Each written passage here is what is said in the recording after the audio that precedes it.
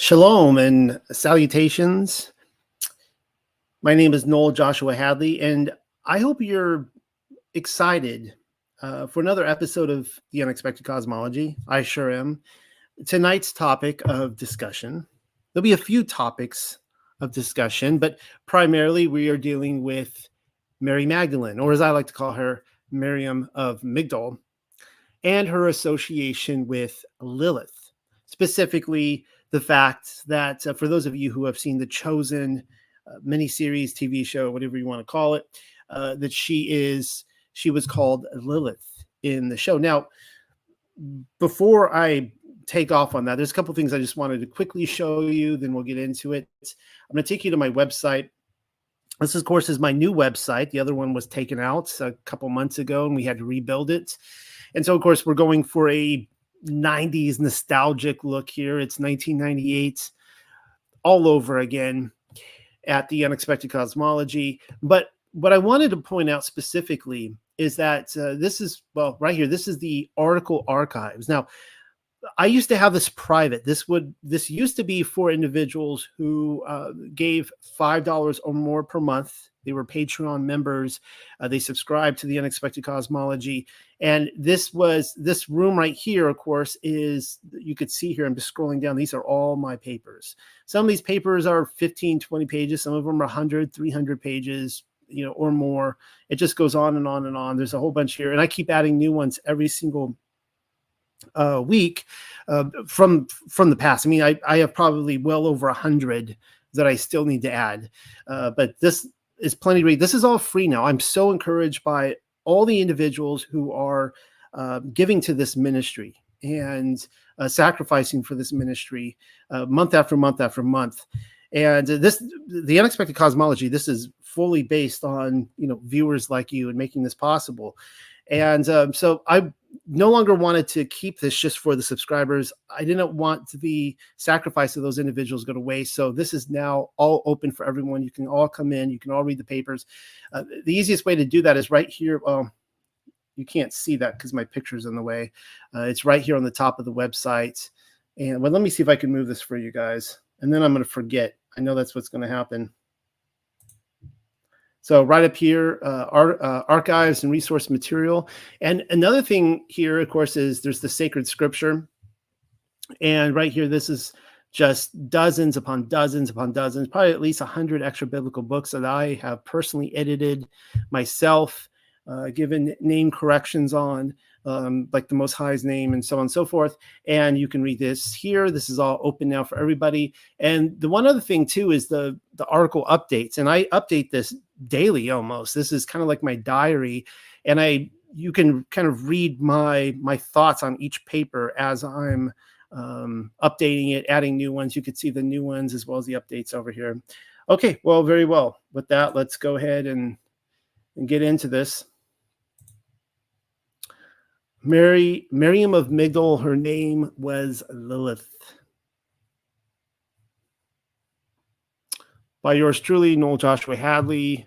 You can see that I originally published this not that long ago, August 14th, 2023.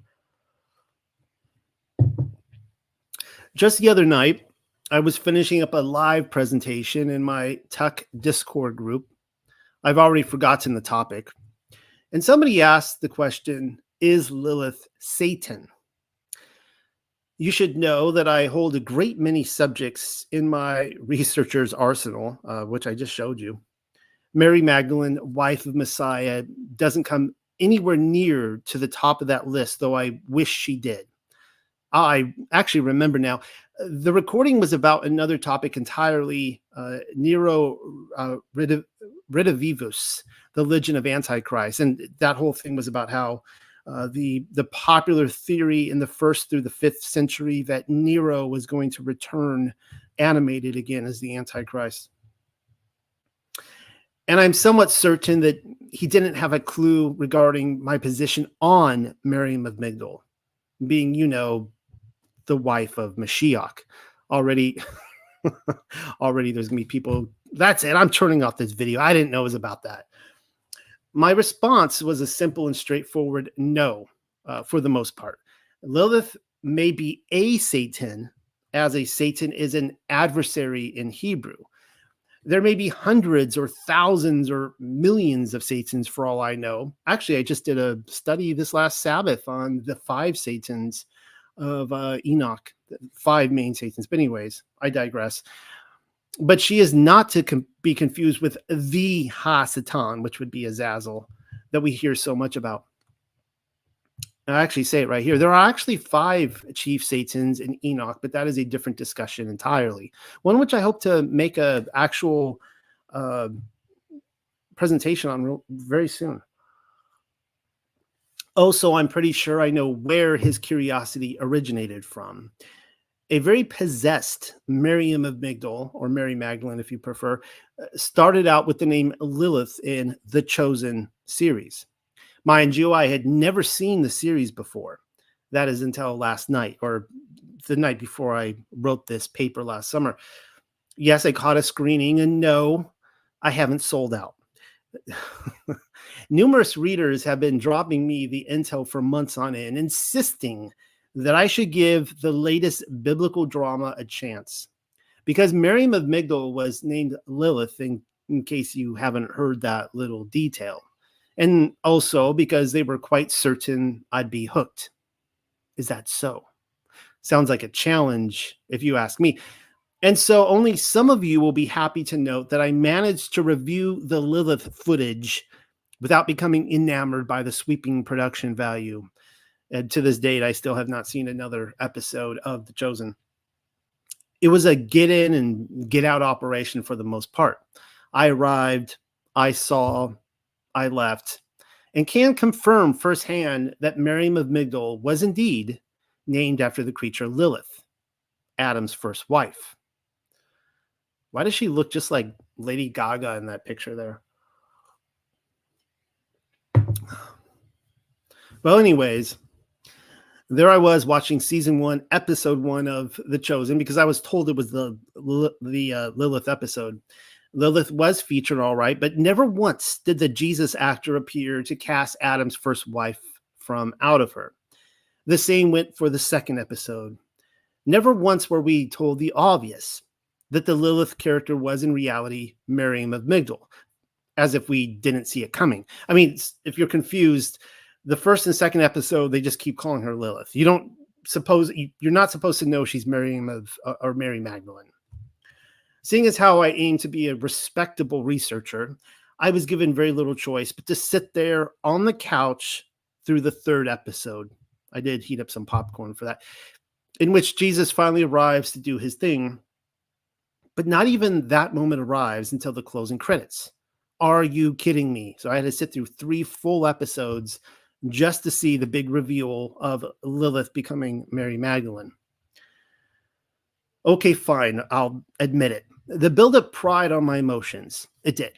Somebody may have been cutting an onion in the kitchen if it's a cause and effect you're after. That is my side of the story, and I'm sticking to it. Mostly because of the way Miriam kept an amulet with her in hopes of warding off the demons. And of course, the amulet didn't work. The amulet was inscribed with a passage from Scripture, Yeshayahu 43:1. That would be Isaiah. She would read it to herself often, but to no avail. Lilith could have cared less if she quoted from Scripture. That is until Jesus hunted her down in a back alley like the Terminator, come with me if you want to live, and paraphrase the same passage. And this is what he said. Thus says the Lord who created you, O Jacob, and he who formed you, O Israel. Fear not, for I have redeemed you. I have called you by name.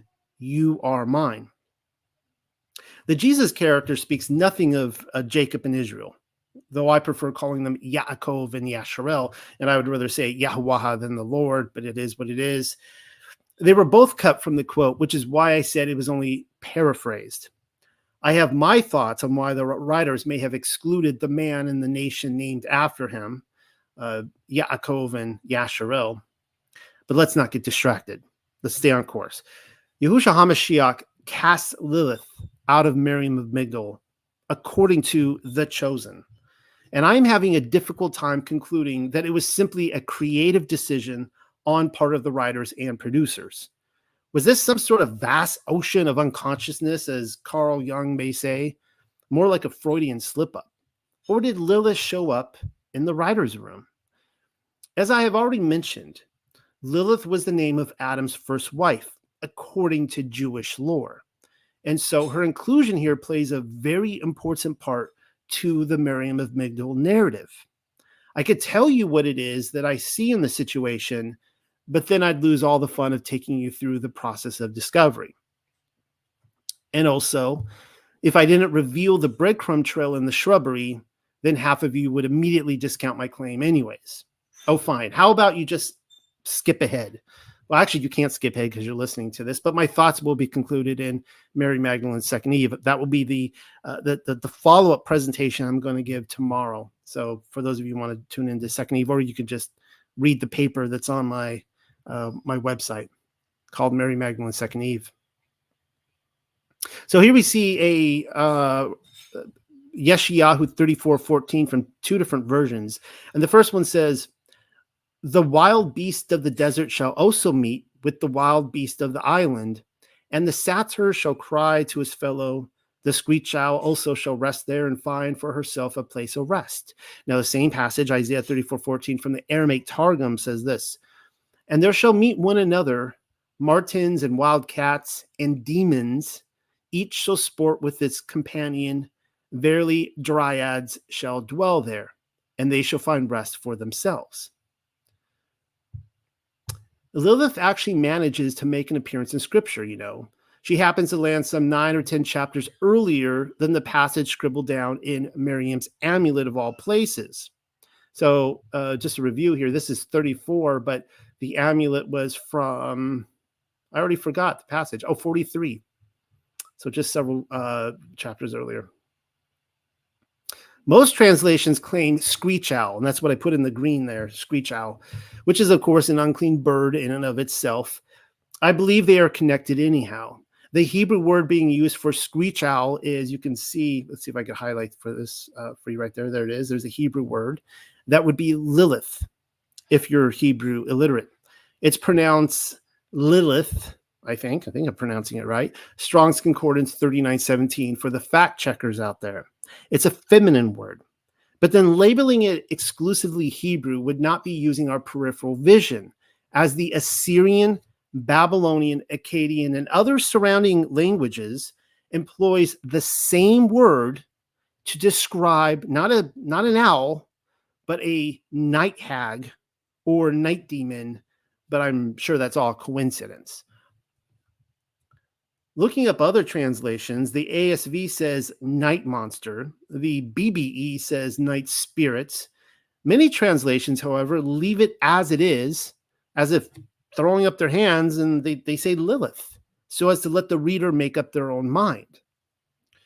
Those of you who insist the Yeshayahu passage is exclusively dealing with a screeching night owl has some splaining to do in the light of the Burney relief. That you can see that right there on the right. Though its far more appropriate title is The Queen of the Night. It is a carved stone depicting a woman with angel wings. Is that a snake for a crown? Hard to tell. She's naked for certain, though. Looks to be a fertility goddess. There are your screeching owls flanking her on either side. So there's the connection with the word right there, Lilith. Try not to overlook her bird-like talons for feet either. It's okay, you can say it. Something's screeching in the night, all right, and her name is Lilith. Not sure if you noticed, but the Isaiah Targum drops another clue and tells us this Lilith character is a dryad. Well, that's fascinating. Of course, owls are, in trees as well. Just so we're clear, a dryad is a nymph or nature ruach, and a ruach would be a spirit, a nature spirit who inhabits trees. By now, my serial reader knows the earth is a spiritual realm, a womb, really, and there's a link to my paper, The Earth is a Womb, and that ruachoth are in everything. Spirits are in everything, including lightning, the clouds, the snow, the hail, the wind, everything, the water, the earth. I have long been seeking a scriptural reference to the inhabitation of spirits in trees, and with the Targum, I have finally been given one. This is your lucky day, because here is another. I'm stopping for a drink of coffee.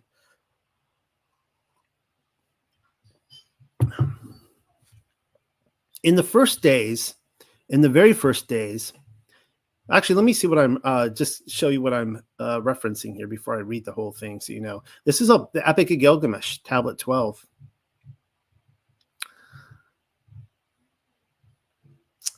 I actually expect maybe this next week to have the Epic of Gilgamesh up on my website in the scripture room, which is also, ancient documents as well, for those of you who care to read it. In the first days, in the very first days, in the first nights, in the very first nights, in the first years, in the very first years, in the first days, when everything needed was brought into being, in the first days when everything needed was properly nourished, when bread was baked in the shrines of the land, and bread was tasted in the homes of the land, when heaven had moved away from earth, and the earth had separated from heaven, and the name of man was fixed, when the sky god An had carried off the heavens, and the air god Enlil had carried off the earth, when the queen of the great below, Erish Kegel, was given the underworld for her domain, he set sail, the father set sail, Enki, the god of wisdom, set sail for the underworld. Now there is a point to all this. I'm kind of giving you the greater context here. Small windstones were tossed up against him. Large hailstones were hurled up against him. Like on rushing turtles, they charged the keel of Enki's boat. The waters of the sea devoured the bow of his boat like wolves. The waters of the sea struck the stern of his boat like lions. At that time, a single tree, a hulupu tree, was planted by the banks of the Euphrates. The tree was nurtured by the waters of the Euphrates. The whirling south wind arose, pulling at its roots and ripping at its branches until the waters of the Euphrates carried it away. A woman who walked in fear of the word of the sky god An, who walked in fear of the air god Enlil, plucked the tree from the river and spoke. I shall bring this tree to Yaruk. I shall plant this tree in my holy garden. Inanna cared for the tree with her hand. She settled the earth around the tree with her foot. She wondered, how long will it be until I have a shining throne to sit upon? How long will it be until I have a shining bed to lie upon? The years passed, 5 years, and then 10 years. The tree grew thick, but its bark did not split. Then the serpent, who could not be charmed, made its nest in the roots of the hulupu tree. The Anzu bird set its young in the branches of the tree, and the dark-maid Lilith built her home in the trunk.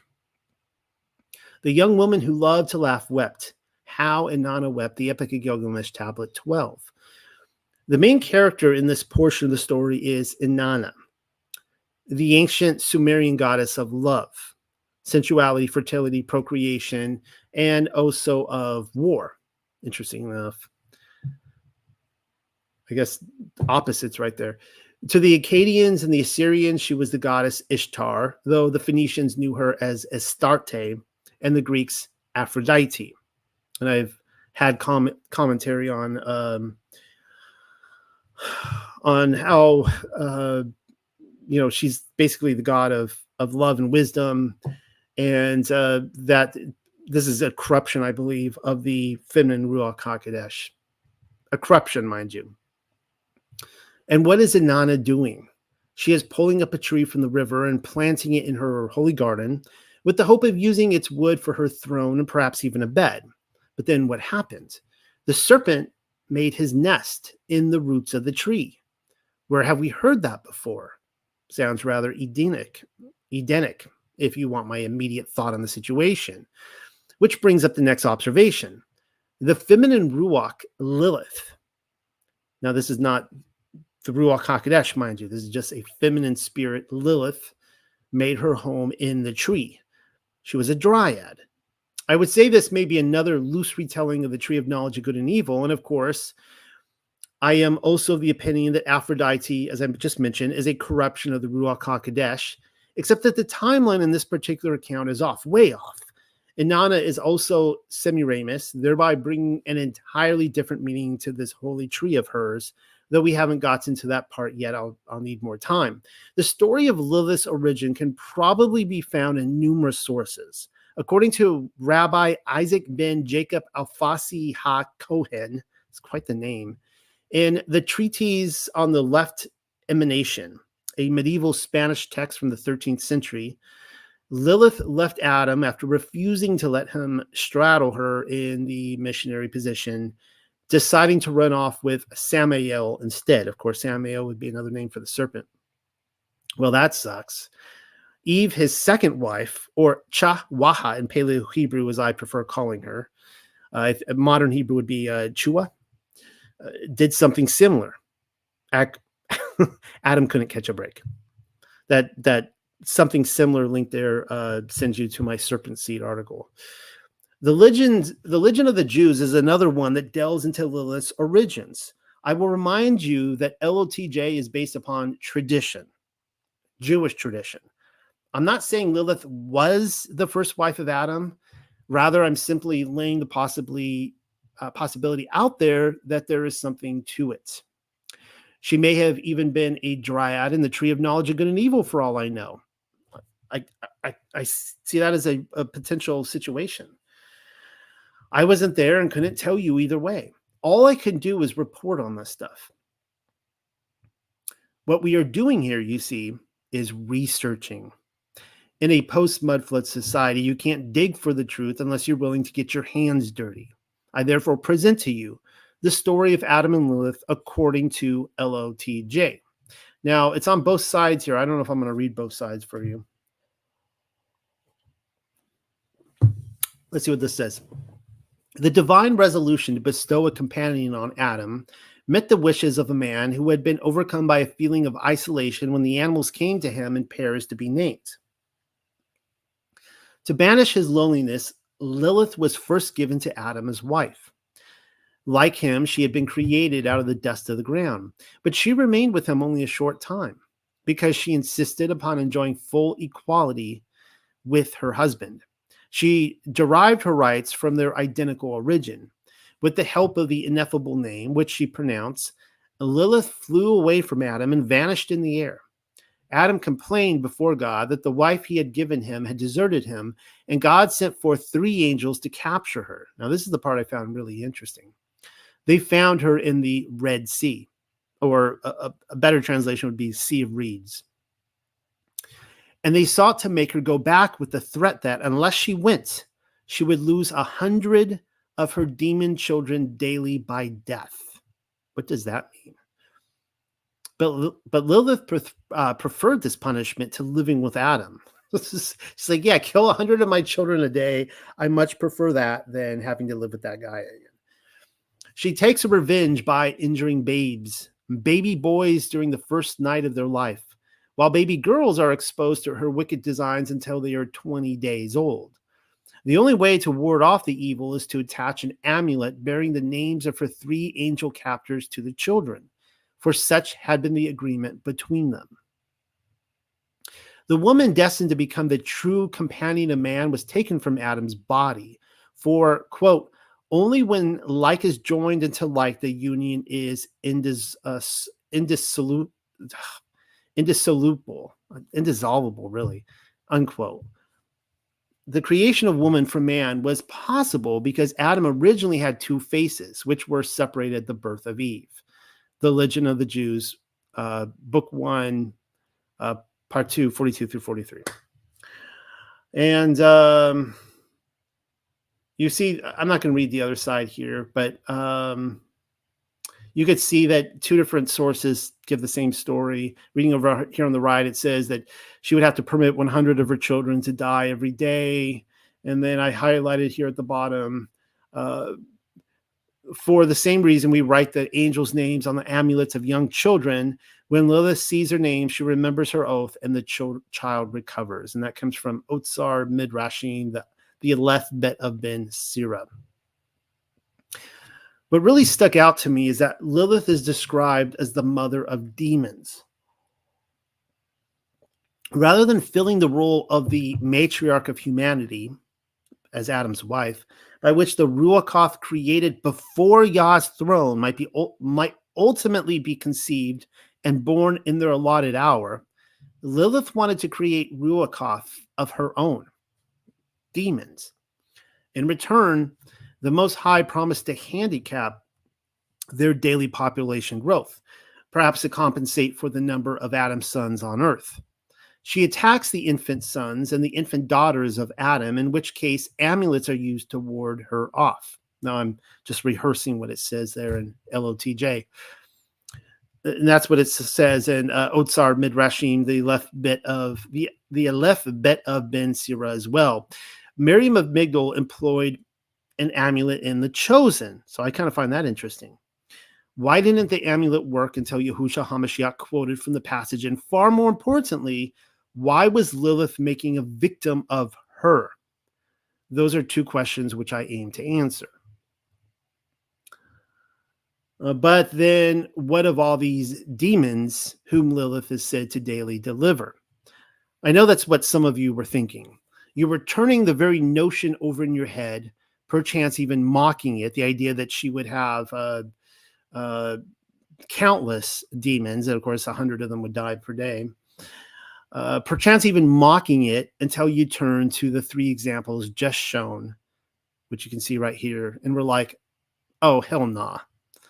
Knowing immediately where I'm going with this. I mean, look at those guys. They're disgusting. The post-Newtonian has a terrible time making sense of this stuff, though I expect more from my serial reader, as well as my viewers. Have you ever seen deep sea worms under an electron microscope? That's not claymation you're looking at. It looks like claymation, but apparently it's not.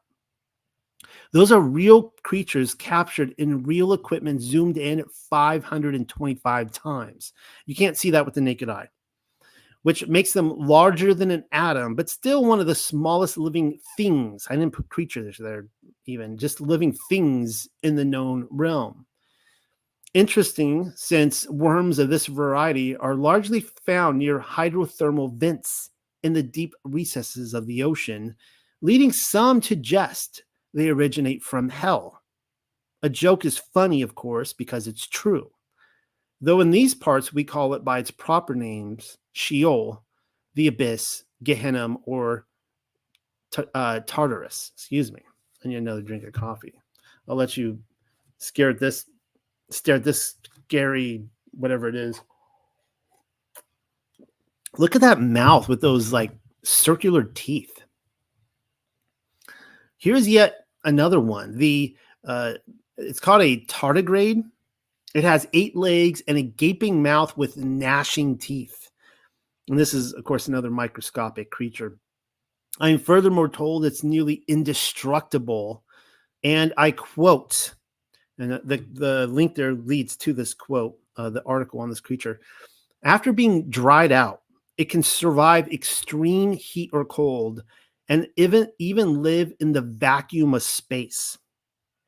Now, they say the vacuum of space. I assume, I'm not saying that they have sent this into space. I assume they have done experiments in a vacuum, and that's why you can say that.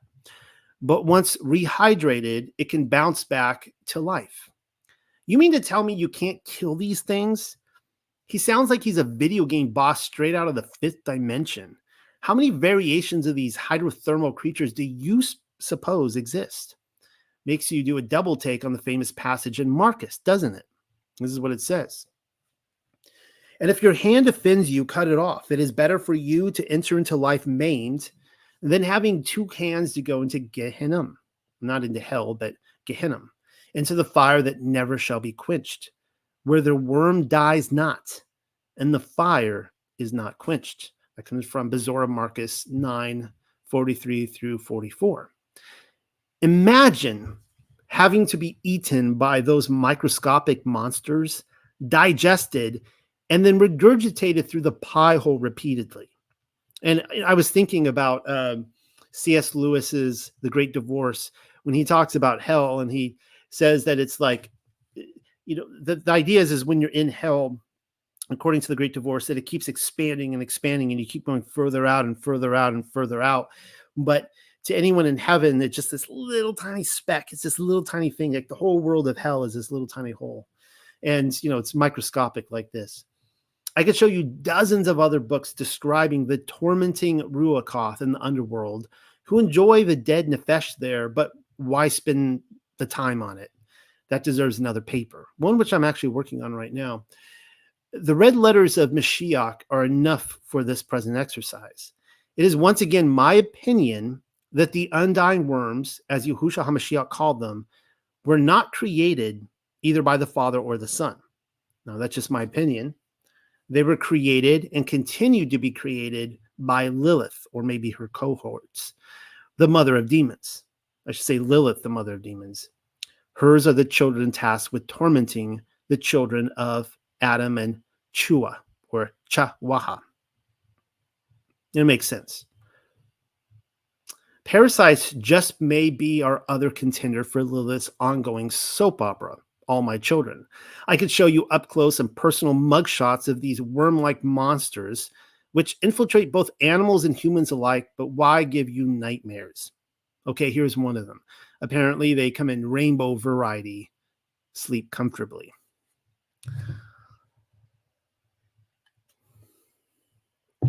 Here's a question that was asked online.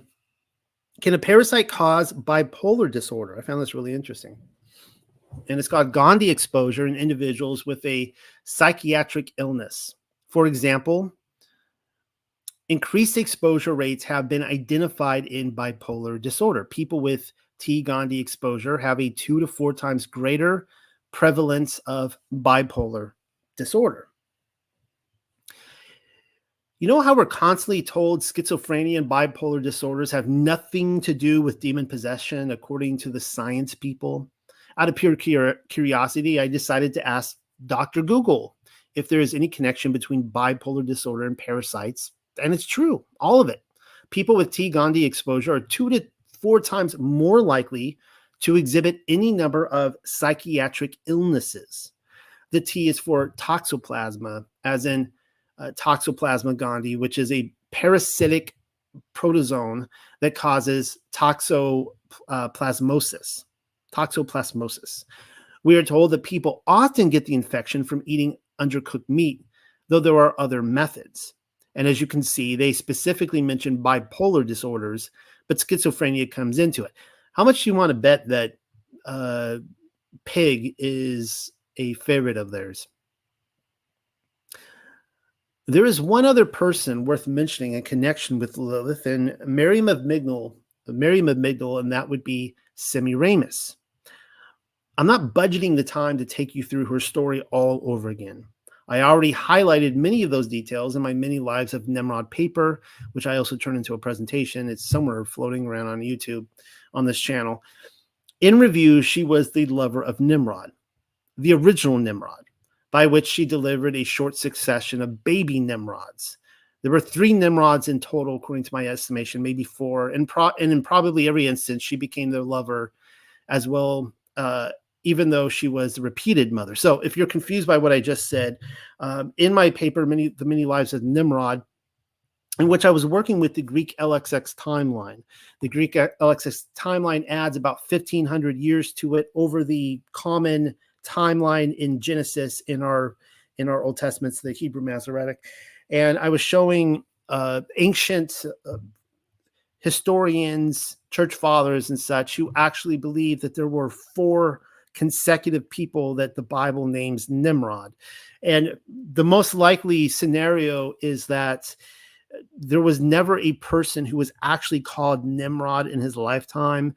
It was probably something that was maybe spoken of by the Shemites or whatever. Anyways, you could read that paper for yourself. And I talked about how the whole idea of the sun worship, the avatar, that the father becomes the son, becomes the son who was the father of sun worship. And with Tammuz and Nimrod and Semiramis, the idea is that Semiramis married her son, and then she married her son, and she married her son. Pretty disgusting, but that's the theory. Everyone thinks the father-son avatar cult was started with one Nimrod, but the historians, as I have shown you in that paper, in that presentation, thought differently and I, for one, agree with them. So quickly, the Nimrod who built, if you want to know how this works, the Nimrod who built the Tower of Babel, Abraham never met that Nimrod. He didn't even meet that Nimrod's son. He met that Nimrod's grandson, I believe. If you have read the report, then you will probably recall the passage from the Book of the Two Pearls where Shem confronts Nimrod. That's the context, and I don't care to repeat it all. Well, here is what I want you to see in that book, the Book of the Two Pearls. It came to pass that Shem marched with an army to Babel and overtook Nimrod in battle. Now, this would be the Nimrod that built the tower. The sword of Shem rent Nimrod asunder. Afterwards, his whore found one part of his body and set up obelisk in honor of that foul thing she found. I wonder what part of the body that was, that, all those obelisks resembled. She kept it by her and even did unspeakable acts with it. 7 years passed and she was torn apart by wild pigs in the desert. To this day, we have the saying, in the desert, the night bitch is there trying to find her resting place. She became known as Lilith. Kind of I won't say the B word again, but the idea is kind of like the screeching owl, right? The night hag. She became known as Lilith. The Book of the Two Pearls, 2:8-9. She became Lilith is the key to all of this. Became, as in she wasn't Lilith, but then she was. Now, in my Nimrod report, the question I had proposed was whether or not it was humanly possible for Semiramis to marry 4 consecutive lovers, father to son to son to son, barf, and over 1,000-year timeline leading all the way through Abraham, eventually to Esau. I'd say not if this was purely biological. But then look at what the text states again. She became known as Lilith. Kind of like Nimrod became a giant, right? She became Lilith. Most people would read that and presume she became the legend of Lilith, but that may not be the case. And as further review, here's why. We read this in Writings of Abraham. Moreover, Nimrod was instructed in all the secrets of the evil combination by his father Cain, for Cain had not perished in the flood. A lot of people come to me, they read this book. It's a phenomenal book, but they read that one line and they go, oh, well, I got to throw this whole book out because clearly it's saying Cain survived the flood and nobody survived the flood. Well, wait a second. Let's think about this. Cain, the son of Chua and Hasatan, or Chahwaha, that would be Eve. Cain, the son of Eve and Hasatan, instructed Nimrod after the flood of Noah in all the secrets of you know what. But how can that be? Just know then that Cain surviving the flood isn't speaking of his physical self. No, the son of Hasatan was a terrestrial ruach rather than a heavenly born one. And I've done whole studies on this. If more explanation is needed, then you are in luck. And I'm showing you right here my serpent seed paper, which I don't think I've ever given a video presentation on that, surprisingly. Another option is to read my pre-existence thesis, because the serpent seed question is explained in light of the pre-existence of the righteous. It will go into much greater detail than what I intend to offer here. If you guys are confused on what a terrestrial ruach is versus a heavenly ruach, according to the Book of Jubilees and other sources, all spirits were created in heaven on the first day of creation. Everything but the breath of life. That includes animals, by the way. They were all created. But there was a problem in Genesis 6 when the angels came down and they took human wives and they created these Nephilim. These are what Enoch calls terrestrial ruachoth, terrestrial spirits. These spirits did not come from the Father in heaven. And Yahweh he had Sheol for the heavenly born spirits, Ruachoth, to go to. He didn't send the Nephilim spirits there. When they died, they became the demons. They wandered the earth. They had nowhere else to go. There was nowhere prepared for them, except many of them were thrown into the abyss. The gist of it is that there is a divide between the seed of Hasatan and Yahweh. Heavenly Ruachoth returned to the father of Ruachoth upon their death, whereas terrestrial Ruachoth become demons. The terrestrial Ruachoth, which include the children of the Watchers, may have died during the flood, but they became the living dead afterwards, quite literally, in the form of wandering Ruachoth, demons.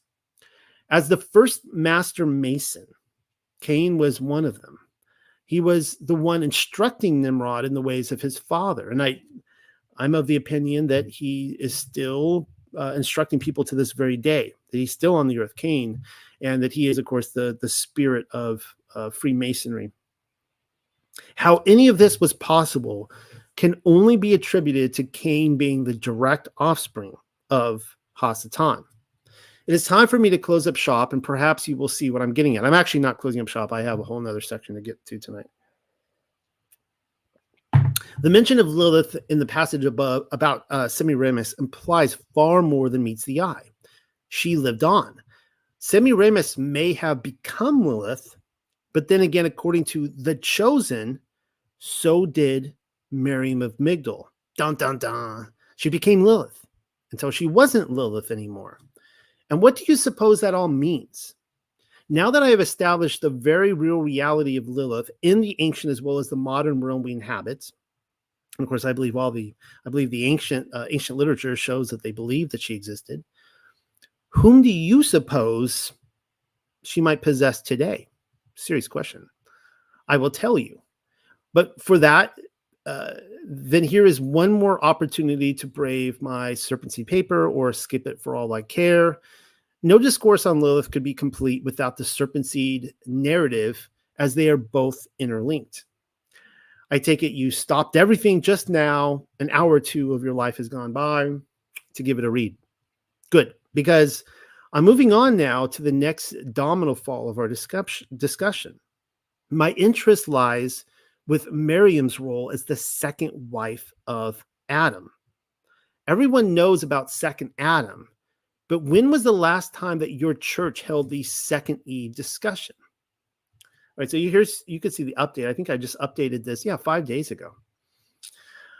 I've been meaning to get back to my Lilith research for quite some time now. And just so you guys know that the second Eve discussion is, I'm going to cover that tomorrow. Talking about Mary Magdalene and Mary, the mother of Yahushua HaMashiach, and which one fits the second Eve mold better. And of course, my conclusion, just so you know, is that Mary Migdal was by all indications, a second Lilith redeemed. Redeemed, I tell you. I've been meaning to get back to my Lilith research for quite some time now, from the very moment that I pushed the publish button, in fact. And then a couple of weeks ago, while presenting another Torah portions on YouTube, there's a shout out for all of you who attend my Torah portions, I found myself going down the Lilith breadcrumb trail again. Why am I still ranting on about this? Because Miriam of Migdal was possessed by Lilith in the Chosen, and I don't find that to be a simple or convenient creative decision on part of the producers, writers, actors guild, and the makeup department. She, in fact, fits the prototype of a second Lilith, or you might say, as I just said, Lilith redeemed. Regarding that happy bunny trail, here is where I gathered my initial thought process from. The men of Nineveh will rise up in the judgment with this generation. Yahushua speaking about the 70 AD generation. Let me say this again. The men of Nineveh will rise up in the judgment with this generation and condemn it, because they repented at the preaching of Yonah. And indeed, a greater than Yonah is here. The queen of the south will rise up in the judgment with this generation and condemn it. For she came from the ends of the earth to hear the wisdom of Shalomah. And of course, Shalomah is Solomon. And indeed, a greater than Shalomah is here that comes from Bezorah Matithyahu, the Gospel of Matthew, 12:41-42. Initially, presenting this passage was one among many aimed at showing how the Torah-keeping uncircumcised had circumcised hearts and were in fact promised to judge those who claimed to keep the Torah and had circumcised peckers to show for it, but the fruit is rotten. They lack gnosis while checking off the boxes, and their hearts remain uncircumcised. That's an entirely different discussion altogether from what we're having tonight. What happened is I stumbled upon this passage wherein Yahusha invokes the Queen of the South. And we all know who that's a reference to, the Queen of Sheba. Well, what if I told you the Queen of Sheba was also Lilith, according to some sources? I think this deserves further investigation. Did she keep the Torah? Or how about this one? Does she keep the Torah now? I haven't the faintest clue. Thanks for asking. Though if I had to guess, I would say not. But really, what do I know? A simple contextual contrast has the Queen of Sheba traveling from the ends of the earth to hear the wisdom of Shaloma, whereas you couldn't even lift the scribes off their lazy derriere to travel a day's journey with the Magi to investigate the baby whom they declared Mashiach.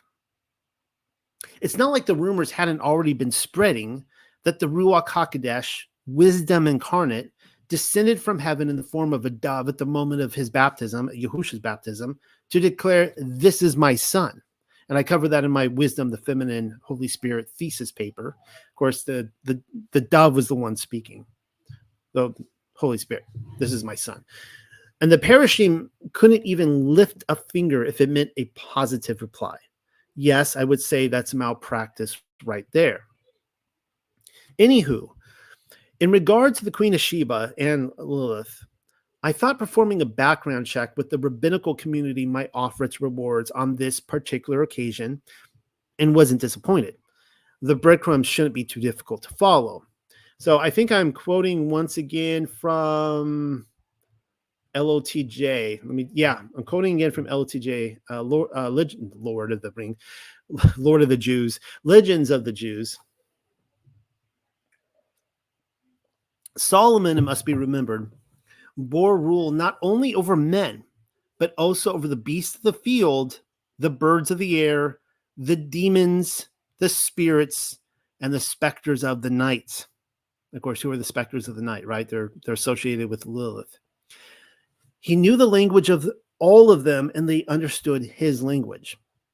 When Solomon was of good cheer by reason of wine, he summoned the beasts of the field, the birds of the air, the creeping reptiles, the shades, the specters, and the ghosts to perform their dances before the kings, his neighbors, whom he invited to witness his power and greatness. And that's all documented in Testament of Solomon. The king's scribes called the animals and the spirits by name, one by one, and they all assembled of their own accord without fetters or bonds, with no human hand to guide them. On one occasion, the hoopoe was missing from among the birds. And this hoopoe apparently is some of my South African friends. When I talked about this in my Torah portions, I had one who contacted me and say they see the hoopoe constantly. I didn't know what the hoopoe was. At least I've never seen one to my knowledge. Anyways, the hoopoe could not be found anywhere. The king, full of wrath, ordered him to be produced and chastised for his tardiness. The hoopoe appeared and said, "O Lord, King of the world," isn't it interesting to call Shalom the King of the world? "Incline thine ear and hearken to my words. 3 months have gone by since I began to take counsel with myself and resolve upon a course of action. I have eaten no food and drunk no water in order to fly about in the whole world and see whether there is a domain anywhere which is not subject to my lord the king. And I found a city, the city of Kitor in the east." And then this bird describes the city in the east. "Dust is more valuable than gold there, and silver is like the mud of the streets. Its trees are from the beginning of all time." That's interesting. "And they suck up water that flows from the Garden of Eden. This city is crowded with men. On their heads they wear garlands wreathed in paradise. They know not how to fight, nor how to shoot with bow and arrow. Their ruler is a woman. She is called the Queen of Sheba. If now it please thee, O Lord and King, I shall gird my loins like a hero and journey to the city of Kitor in the land of Sheba." I should have highlighted right there at the land of Sheba. "Its kings I shall fetter with chains, and its rulers with iron bands, and bring them all before my lord the king." The hoopoe's speech pleased the king. The clerks of his land were summoned, and they wrote a letter and bound it to the hoopoe's wing. The bird rose skyward, uttered his cry, and flew away, followed by all the other birds. And they came to Keturah in the land of Sheba. It was morning, and the queen had gone forth to pay worship to the sun. Suddenly the birds darkened his light. The queen raised her hand and rent her garment and was sore astonished. Then the hoopoe alighted near her. Seeing that a letter was tied to his wing, she loosed it and read it. And what was written in the letter? From me, King Solomon, peace be with thee, peace with the nobles of thy realm. Know that Allahayam has appointed me king over the beasts of the field, the birds of the air, the demons, the spirits, and the specters. All the kings of the east and the west come to bring me greetings. If thou wilt come and salute me, I shall show thee great honor, more than to any of the kings that attend me. But if thou wilt not pay homage to me, I shall send out kings, legions, and riders against thee. Thou ask, who are these kings, legions, and riders of King Solomon? The beasts of the field are my kings, the birds my riders, the demons, spirit, and shades of the night my legions. The demons will throttle you in your beds at night, while the beasts will slay you in the field, and the birds will consume your flesh. That's a nice greeting in a letter. When the queen of Sheba had read the contents of the letter, she again read word to her elders and her princes, know you not what Solomon has written to me? And they answered, we know nothing of King Solomon, and his dominion we regard as naught. But the words did not reassure the queen. She assembled all the ships of the sea and loaded them with the finest kinds of wood and with pearls and precious stones. Together with these, she sent Solomon 6,000 youths and maidens born in the same year, in the same month, on the same day, in the same hour, all of equal stature and size, all clothed in purple garments.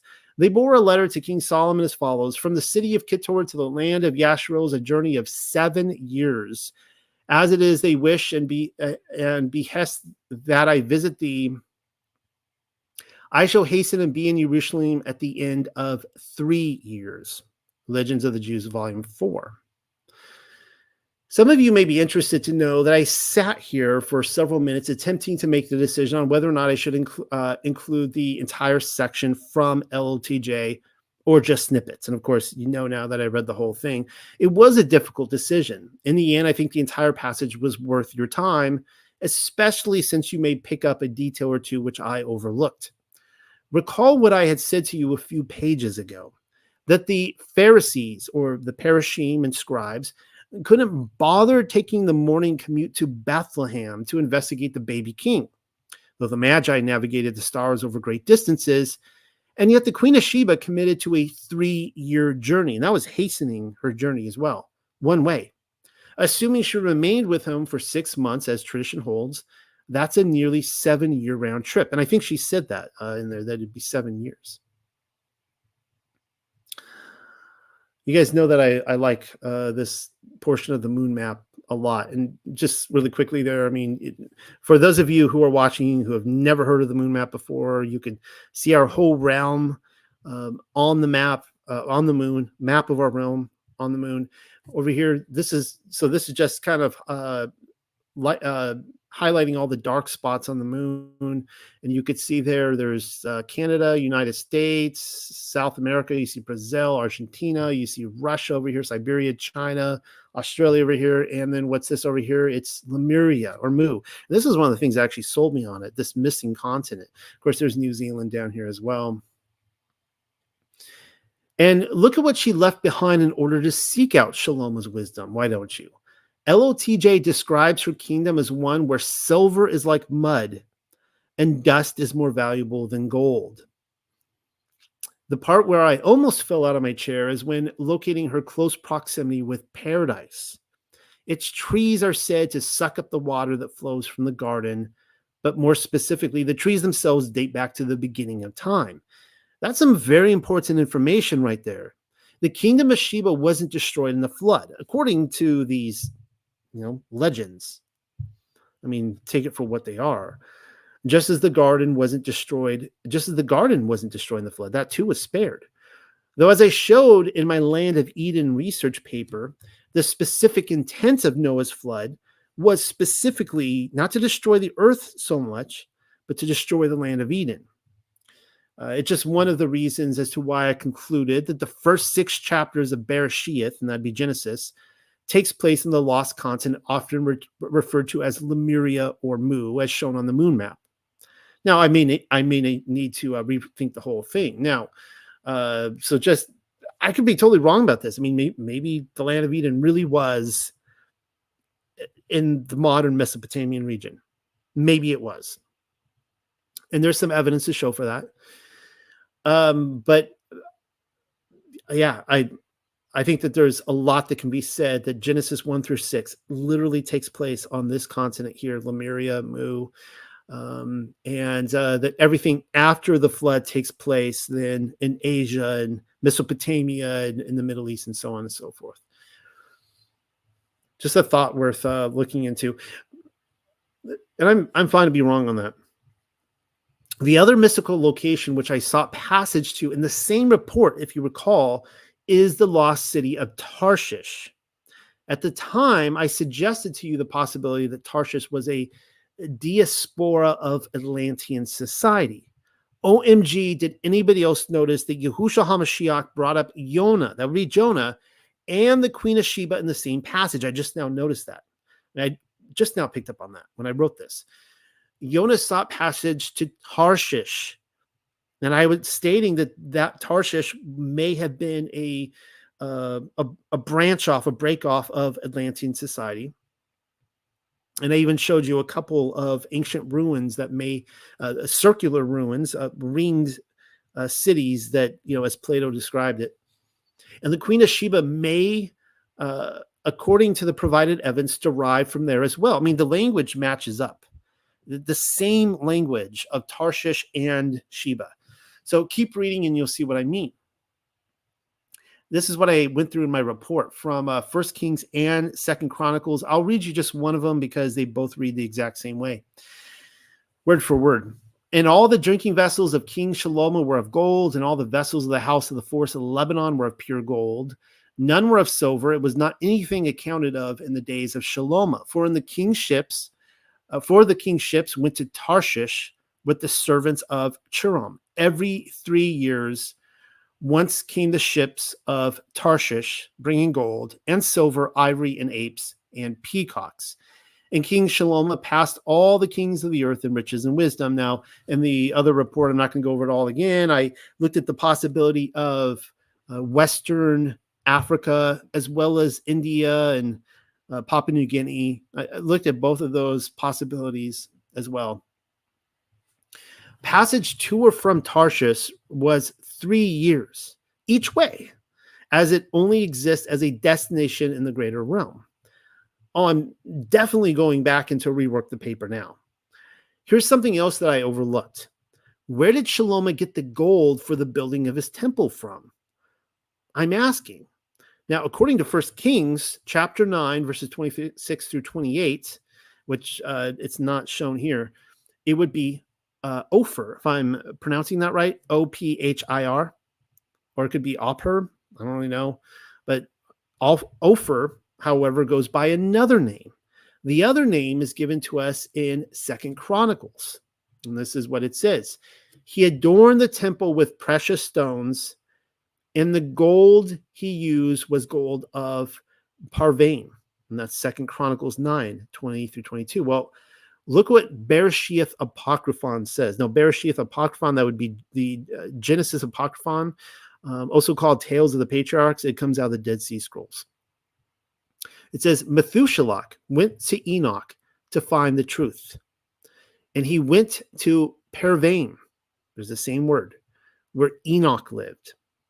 And he said to Enoch, O my father and Adonai, to whom I tell you, do not be angry because I came here to you. He's trying to find out about Noah and what's going on with Noah. He was like an angel baby. That's a whole nother discussion. Now, Ophir is where Shalomo collected his gold from, and everyone's saying it's the same place as Parvaim, a sentiment which I happen to agree with. And according to Bereshith Apocryphon, again, that's Genesis Apocryphon, it's the location of Enoch's abode. Some researchers will claim Parvaim and the Philippines are kissing cousins. Others are saying North America. But then I've just given you the problem. Enoch had already been taken away by this point on the timeline. Parvaim is in the whereabouts of paradise. Like the garden, it ascended to some sort of spiritual plane or plateau or whatever, which could not be destroyed in the flood, though it could be accessed in the greater realm, obviously, perhaps through a portal. It's why LOTJ could claim the trees there were planted at the beginning of time. By all appearances, not only are Tarshish and Parvaim the same location, but the Queen of Sheba happens to rule from there. So, I mean, my suggestion, if you're lost in all this, is that at some point in history, the greater realm was not as hidden as it is now. And there is a location which, nobody knows where it is now. Of course, it would have been destroyed eventually, but because it was a part of what no longer fits on globe Earth. That's what I'm saying. Here's another passage which I happened to stumble upon in LOTJ, which may be of interest. After Solomon, with the help of the demons, had completed the temple, the rulers among them, the Queen of Sheba, who was a sorceress, came from far and near to admire the magnificence and art of the building. Again, that comes from Legends of the Jews, Volume 4. Now, and I understand that we're going through Jewish literature tonight for the most part. I guess the discussion of Lilith would not be complete without that. Shaloma built the temple with the help of demons. I wasn't prepared to talk about that today, but fine. Okay, whatever. Here's hoping they'll find different masons for the building of the supposed third temple, though I won't be holding my breath. It's what is spoken in it's what is spoken in a singular sentence that I wanted you to quickly unpack. The writer of LOTJ escalates from describing demon temple builders to the arrival of the queen like a succession of falling dominoes or something.